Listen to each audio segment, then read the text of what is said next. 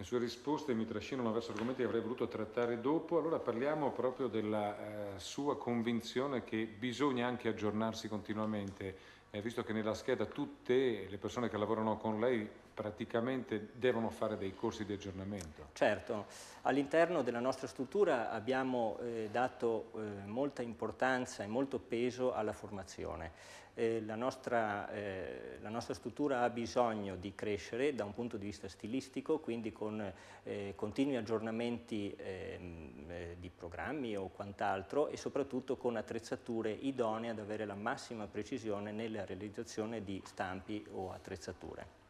Voi come azienda fate uso dello stage per crescere nuove figure professionali all'interno oppure seguite un'altra strada? Ma noi principalmente siamo seguiti da molti anni da un pool di professionisti che nascono a Bruxelles e che ci seguono molto da vicino. Abbiamo creato con loro una struttura e quindi un sistema gestionale interno molto preciso e diamo molta importanza alla comunicazione.